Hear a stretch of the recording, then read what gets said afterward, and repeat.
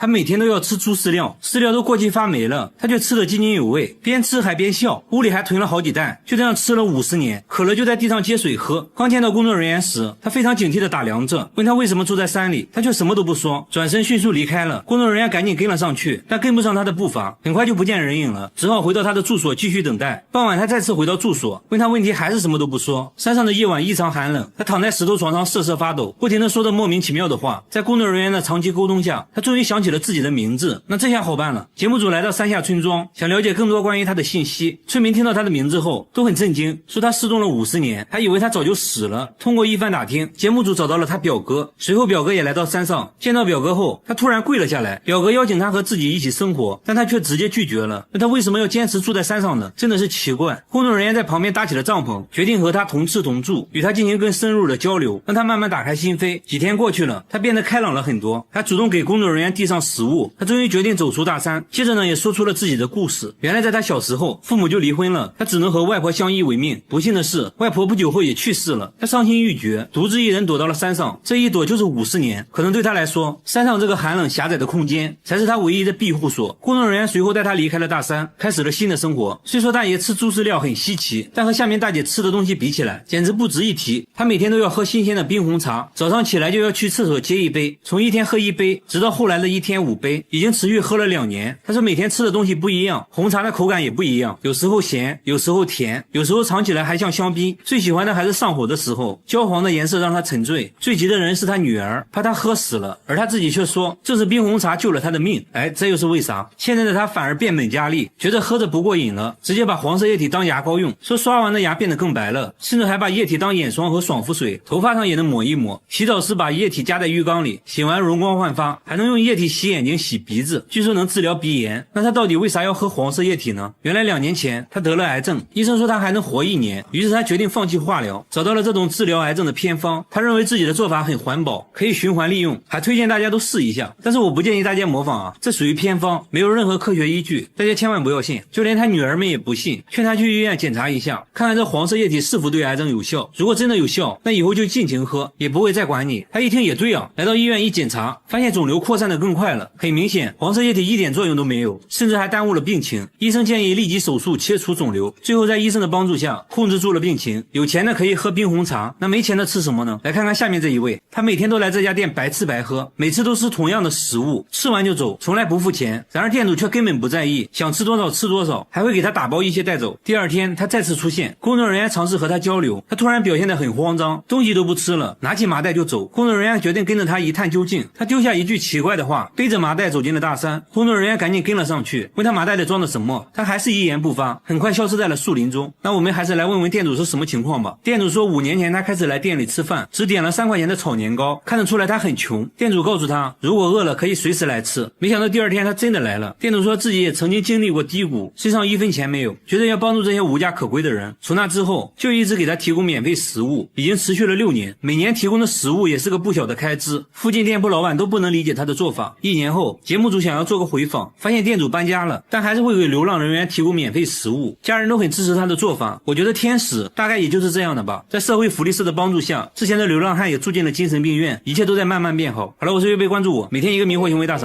他把生牛肉當面膜，整張臉貼滿了新鮮牛肉，血水還不停地滴下來。用完的生牛肉也不浪費，直接吃掉。邊吃呢還邊笑，還說敷完後皮膚光滑有彈性。更誇張的是，敷完面膜後，他竟然用大骨湯洗臉，還必須用熬了12小時的牛骨湯。他說自己是乾性皮膚，骨湯裡有滿滿的膠原蛋白，對皮膚很好。最急的人是他妹妹，認為姐姐38歲的年紀看起來像18歲，容易引來非議。而且由於常年吃生肉，去醫院檢查後還發現身體竟發生了一個奇怪的變化，但他卻並不在意，反而變本加厲，讓記者也試一試牛肉面膜。從袋裡拿出新鮮牛肉，就往記者臉上塗，邊塗呢還邊問記者感不感動。記者嚇得直接不敢動。不一會兒，記者臉上都被覆滿了生肉，靜靜躺在沙發上感受效果。看到不停滲出來的血水，他卻忍不住流口水。敷完後直接扯下一塊塞進嘴裡，還說口感非常滑嫩爽口。他還推薦記者嘗一下。記者含着生肉遲遲不敢吃下去，他每天都要去買新鮮的生肉，檢查是否新鮮的方法就是直接生吃。店主露出了關懷智障的眼神，他卻並不在意別人的看法。確認新鮮後，直接買了一大袋，回家後簡單調個蘸料就可以開吃了。因為吃着也很費錢，他沒事就去餐廳打工，這樣還可以順便吃點餐桌上的剩肉。老板看到後也不敢說什麼，畢竟敢吃生肉也是個狠人。等發工之後，後，他搖身一變又成了顧客，在自己的打工店继續買生肉吃。虽然吃的是烤肉，但從來用不到烤盤。他這一天的工作收入才3萬塊，然而一頓就吃了8萬塊的生肉。這天，他遇到了另一個喜歡吃生肉的人，兩人來到一肉店，開始了比拼。大媽拿起一片生豬肉，蘸點醬油就開造。大媽表示吃生肉還沒怕過誰，兩人很快就吃完了一盤豬肉。接下來，兩人準備吃活魚，簡單處理一下，抱起來就啃，一口下去還會爆漿。不一會兒，整條魚只剩下了骨頭。兩人有一種相見恨晚的感覺，還約好以後要經常出來一起吃。但這樣生吃真的健康嗎？最後大家還是帶他來醫院檢查，結果在他腸道裡發現了一條長達1米的豬肉絛蟲，醫生及時為他進行了驅蟲，還告誡他為了健康千萬不要繼續生吃了。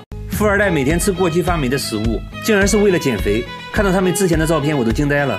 放了半個月的米飯已經發霉變質成了一坨，這個時候吃呢味道剛剛好，加點發酸的靈魂配菜，那小味一下就上來了。再來上幾勺發霉的番茄醬，增加口感。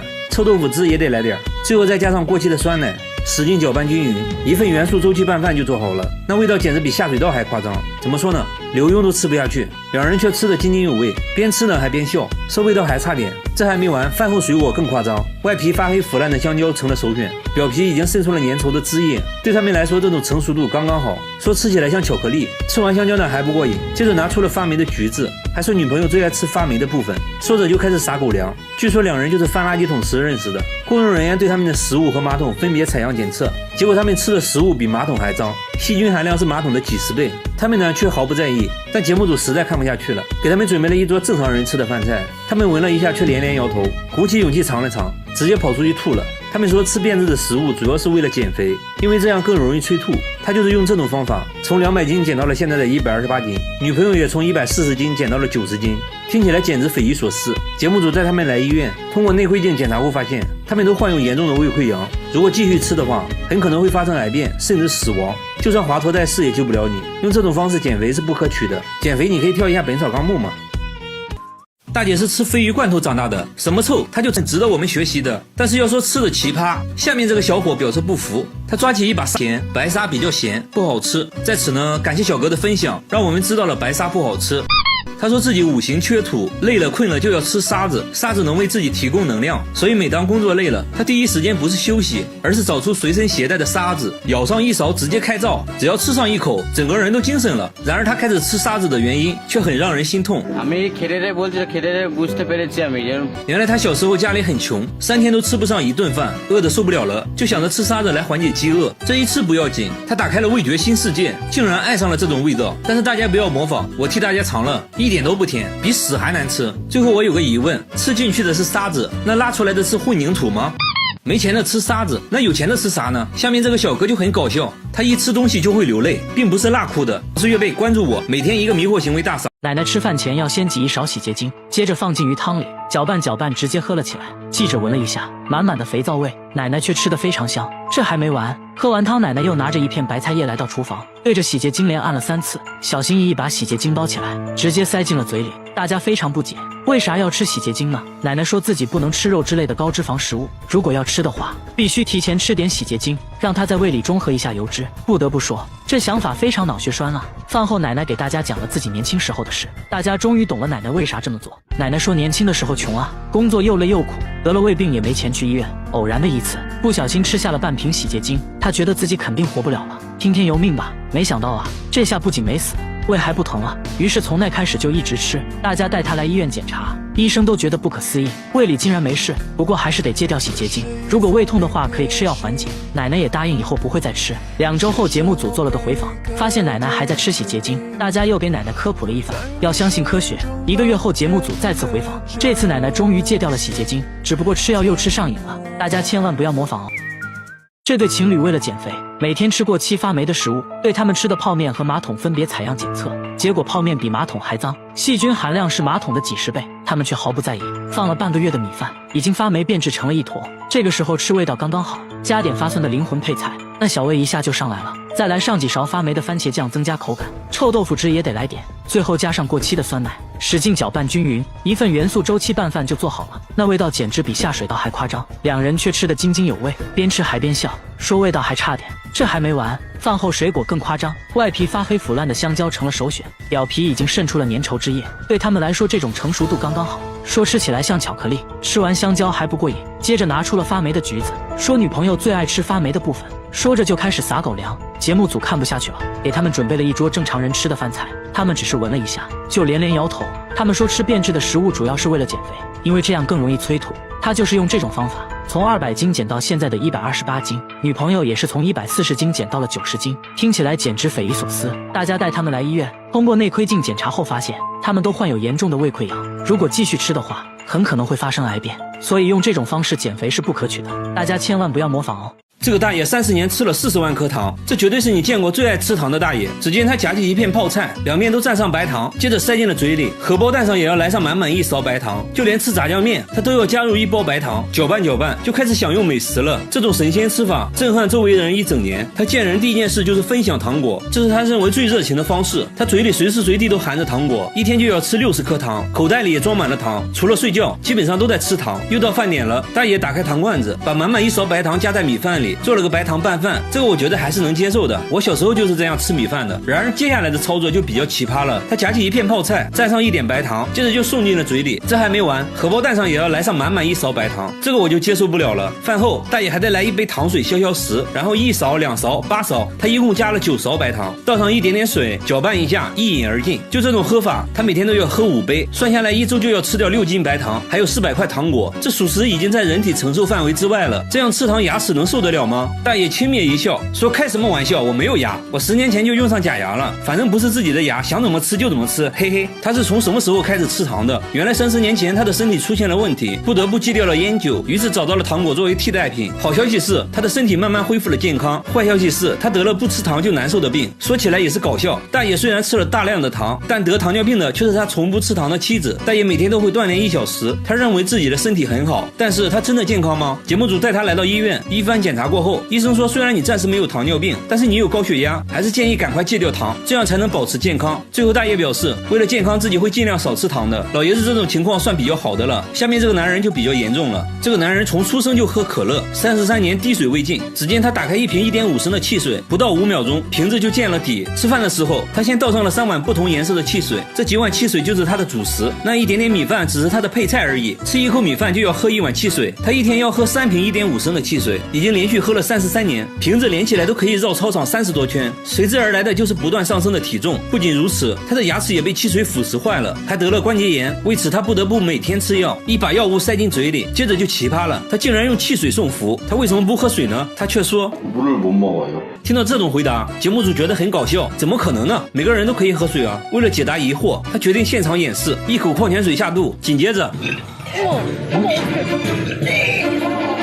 而且他頭上也滲出了汗珠，看起來好像是真的不能喝水。他說只要喝水肚子就會痛，真是奇了怪了。原來他小時候得過一場重病，做完手術後母親給他準備了很多食物，但他自己什麼都吃不下，只能喝一點汽水。從那以後就開始喝汽水了。母親起初對兒子很心疼，於是放任他不停地喝汽水，沒想到最後卻沉迷於汽水無法自拔了。接下來按照慣例，他被帶到醫院做檢查，首先確定的是他的牙齒都成了蛀牙，需要盡快治療。在經過各項檢查後，醫生說他現在的骨骼年齡已經相當於70多歲的老人了，而且他的關節問題更嚴重，有些關節已經粘在了一起。醫生建議他必須停止喝汽水。至於他為什麼喝水就會肚子疼，心理醫生認為可能是小時候的手術或者當時服用的藥物引起了一些副作用，但更多的還是心理作用。幾天後，節目組做了個回訪，發現他家裡已經看不到汽水的蹤跡了。他說自己已經把汽水都扔掉了，現在每天都吃蔬菜，用新鮮果汁代替了汽水，希望可以趕快恢復健康。如果要論對汽水的痴迷程度，下面這個老爺子表示不服。連續20年喝可樂，身體會發生什麼變化？大爺一口氣就喝完了1.5升的可樂，但他卻說自己喝的並不多，然而轉身又乾完了一瓶可樂。老伴也無法阻止大爺，他每天都要喝6瓶1.5升的可樂，工作時也要隨身帶着1瓶，工作累了就要打開可樂，隨時隨地補充能量。到飯點了，自然也少不了可樂，米飯裡倒上半碗可樂，攪拌攪拌就做成了一份可樂撈飯，先喝湯後吃飯。你別說，我感覺這樣好像還不錯的樣子。醫生表示他患有骨質疏鬆症，而且大爺已經70多歲了，如果不想開席的話，就要停止喝可樂。大爺輕蔑一笑，聽完醫生的話轉身就走了。他還說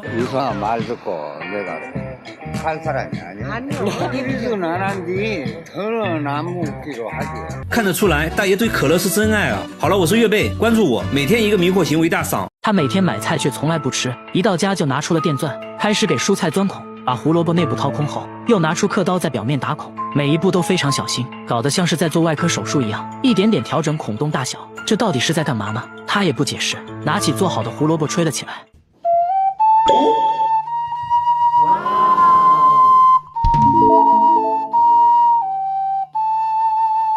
這真的還是胡蘿蔔嗎？大家決定升級挑戰，拿來了西瓜、雞蛋和大蔥。小哥輕蔑一笑，手起刀落間就把3樣食材变成了樂器。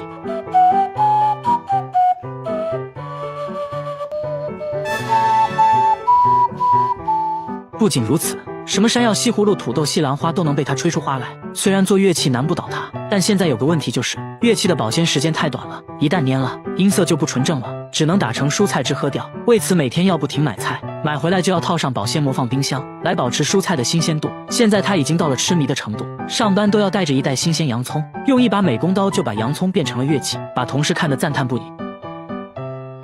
接着全身塗抹起來，大腿上也不能少，還能順便當洗面奶用。不是啊，薄荷味牙膏塗在臉上真的不會痛嗎？全身塗抹完畢，還得來個日光浴，促進吸收。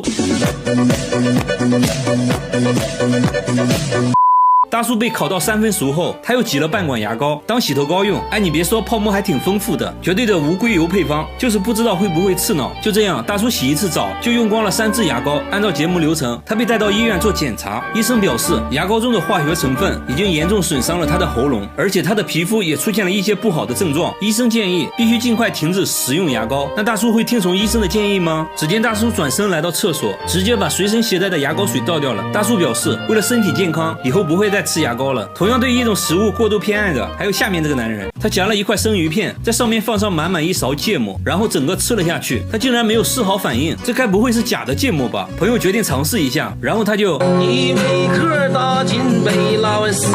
另一個朋友講話了，開玩笑，哪有這麼誇張？我就很能吃芥末，這也沒什麼呀。一顆打進杯拉完死。說話間，他又吞了好幾勺芥末，眼睛都不帶眨一下的。他說他完全感覺不到辣。芥末吃完後，又向老闆要來了一碟芥末。老闆說他是老客戶了，我現在都考慮要把芥末收費了。只見他在海苔上又放了一勺芥末，再放上魚和蔥段，直接塞入口中，那味道非常的得力歇斯。即使工作的時候，他也要拿出芥末舔幾口，喝水那也要在瓶子裡擠入1管芥末，充分攪拌均勻後一飲而盡。喝湯的時候自然也少不了芥末，那小味兒撓一下就上來了。米飯也要來上滿滿1管芥末，再加入一些配菜。就這樣，一份綠油油的芥末拌飯就做好了，吃的那叫一個乾淨，狗見了都流淚。再後來，他吃的越來越離譜，直接在生肉上面抹上芥末就吃了。他說吃起來的口感就好像冰淇淋一樣。他朋友聽說他喜歡吃生肉，還為他特意準備了生雞腿。大哥也不客氣，抹上芥末直接送入口中，那是嘎嘣脆，真的是雞肉味。他該不會是有什麼大病吧？醫生說他的嗅覺功能比普通人低20%，所以他對於辛辣感覺不敏感。那他真的健康嗎？通過驗血以及胃鏡觀察，醫生發現他有嚴重的胃潰瘍，醫生建議必須停止大量吃芥末，否則只能準備吃席了。大哥最後表示，為了健康會盡量少吃芥末。然而下面這個男人看了上面2人後講話了，你們能不能和我一樣吃點正常人吃的東西啊？他從口袋裡掏出1包白色粉末，接着往菜上來1勺，米飯上加1勺，這一勺勺白色的粉末正是味精。周圍人都看呆了，他卻說味精是世界上最得力歇斯的。又到飯點了，1勺、2勺、3勺，湯裡最少要加3勺味精，米飯也要來2勺，那小味兒滋一下就上來了。他吃得津津有味，酒足飯飽喝點水，是的，水裡也要加他每天都要吃15勺味精，也就是200克，每個月就是6000克，1年就是72000克，38年就是2.7噸。這麼說大家可能沒什麼概念，這相當於30個大叔加起來的重量。所以現在的問題就是他真的健康嗎？大叔說自己患有一種罕見的疾病，已經有20年了，為了控制病情，他不得不截肢了手指。很多發現得這個病的人過不了多久就去世了，而自己卻沒有事。他認為是味精幫助了自己，控制了病情惡化。按照節目流程，他也被帶到醫院做檢查，醫生說他有嚴重的胃病，由於味精的大量攝入也導致了糖尿病，所以他必須馬上停止吃味精。大叔最後也明白了，味精帶給他的只是一種心理安慰，並不能改善他的病情。他決定以後會慢慢戒掉味精。那最後就祝大叔早日康復吧。好了，我是月貝，關注我，每天一個迷惑行為大賞。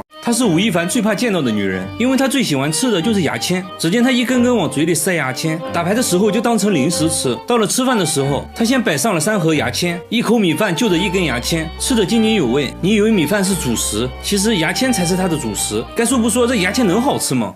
好吃，特別好吃，比柚都香。她每天都要吃3盒牙籤，一盒牙籤有500根，那么一天就要吃掉1800根牙籤，这也太夸张了吧。丈夫也試圖阻止她，但她根本不聽，你說你的，我吃我的。現在大姐變得越來越離譜，這不吃着飯就把筷子給照了。大姐說筷子比牙籤大，吃着有嚼勁，口感也好。丈夫看不下去了，給大姐切了點水果，沒想到啊，大姐直接把水果放在了一邊，對着托盤口水直流，直接讓丈夫把托盤劈了給她吃。我感覺大姐就是被丈夫寵壞了，這玩意兒能吃嗎？這個時候絕對不能再慣着她了。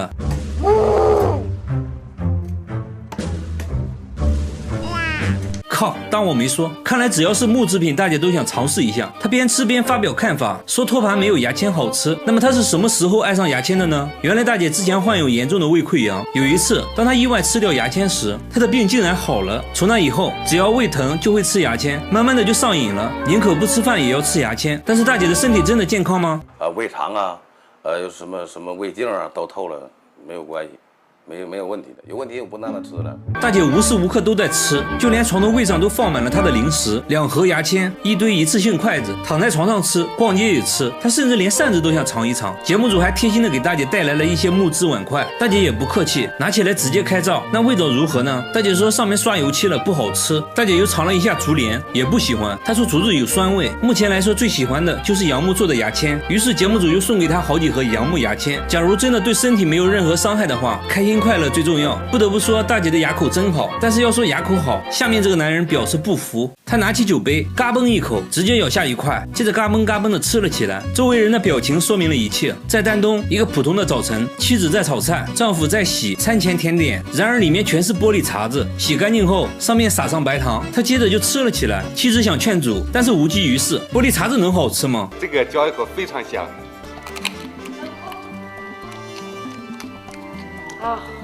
節目組檢查了一下他的牙，除了有點參差不齊外，沒別的毛病。那麼他到底為什麼要吃玻璃？大叔說這個要從20年前說起。20年前他是一個銷售，剛和客戶簽了一個大合同，由於自己不能喝酒，被客戶一番羞辱，說他不爺們兒。為了證明自己，他拿起酒杯嘎嘣嘎嘣的吃了。從那以後，他就愛上了玻璃的味道。他會在玻璃店找各種邊角料，不同厚度的玻璃，吃起來口感也不一樣。挑選完畢，帶着他的美味甜點回家了。回家後會根據口味對他們進行分類。他說醫院的吊瓶最好吃，酥脆有嚼勁，口感極佳。耳燈泡吃起來就差一點，但也很爽口。那麼他一天要吃多少玻璃碴子呢？2個啤酒杯。按照節目流程，他被帶到了醫院做檢查，還在醫生面前表演吃玻璃。醫生也是大為震驚，但是檢查結果卻顯示他很健康。醫生也覺得不可思議，最後還是建議不要繼續吃了，以後可能會出現梗阻的情況。最後大叔也表示以後就不吃玻璃了，以後改成吃牙籤。下面這個大叔看了上面2位之後，連說服了，你們都是鐵齒銅牙，我只能吃點軟的了。只見他抓起一隻泥鰍，不假思索直接吞了下去，一隻不過癮，他接着又吞了一隻泥鰍，每天一個，迷惑行為大賞。大叔每天都要生吃泥鰍，從一天吃幾根，直到後來的一天1盆，說這樣做完全是為了保命。只見他抓起一隻，不假思索直接吸了下去，一隻不過癮，接着又吞了一隻，怕別人跟他搶，就把盆裡泥鰍都裝了起來，邊走邊吃。Q 彈的口感讓他流連忘返，吃飯也要先拿泥鰍開胃。母親很擔心他，特意為他煮了一鍋香辣泥鰍湯，他連看都沒看。他認為高端食材只需要最樸素的烹飪方式，生吃才是最好的。母親也只能睜一隻眼閉一隻眼，因為他知道兒子吃泥鰍是為了救命。此話怎講？原來是大叔腸胃不好，為此還做過5次手術，吃過很多藥都沒什麼效果。偶然的一次，在一本古書上看到泥鰍能緩解胃痛，抱着試一試的態度，當場生吃了一隻，結果胃裡一下就舒服了很多。就這樣一吃就是10年。現在的問題就是泥鰍完全不夠吃，沒事就要去田裡挖泥鰍，沒一會就挖了一盆，稍微清洗下，抓起來就吸進了嘴裡，那是乾淨又衛生啊。醫院也去過了，胃病還真就好了，身體也沒有其他問題。但大家千萬不要模仿哦，容易感染寄生蟲。如果非要吃的話，建議只能中午吃。他吃冰淇淋要加辣椒醬，一口下去冰火2重天，還說口感很像奧利給。咖啡裡也要加入半瓶辣椒醬，攪拌一下一飲而盡。他說餐廳的辣椒一點都不辣，會隨身帶着一瓶秘製辣椒醬。吃炸醬麵要先來上1勺免費辣椒，再加入自己秘製辣椒。好家伙，直接成了辣椒拌飯。旁邊大哥聞了一下就辣到咳嗽，吃完呢接着喝點水，水裡也要擠入辣椒醬。更奇葩的是，喝感冒藥也要加辣椒醬，還說這樣容易出汗，好得快。剩下的一點藥湯裡再加上米飯，這樣更有食慾了。感冒好好了就要吃燒烤，喝啤酒那自然少不了辣椒醬，喝這麼一杯頂過去2杯。不僅如此啊，連他7歲的兒子都酷愛辣椒醬，米飯必須拌辣椒才能吃，連黃桃罐頭都要蘸辣椒。剛開始工作人員還以為是番茄醬，嘗了一口，厲害厲害，和他爸爸一樣，他喝水也只喝辣椒水，不僅是辣椒，各種各樣的芥末也是他的最愛，如果不給吃他就會哭。那他們真的健康嗎？經過檢查，醫生發現父親患有嚴重的胃潰瘍，兒子很幸運，暫時沒發現問題，但醫生還是建議少吃，畢竟正在長身體，要多吃有營養的東西。如果吃辣有段位，下面這位大媽也屬於王者級別，她10分鐘就能吃完1盆辣椒，這就是她不服。冰淇淋加辣椒醬，這是她的神仙搭配，她一天就要吃3瓶辣椒醬。好了，我是月貝，關注我，每天一個迷惑行為大賞。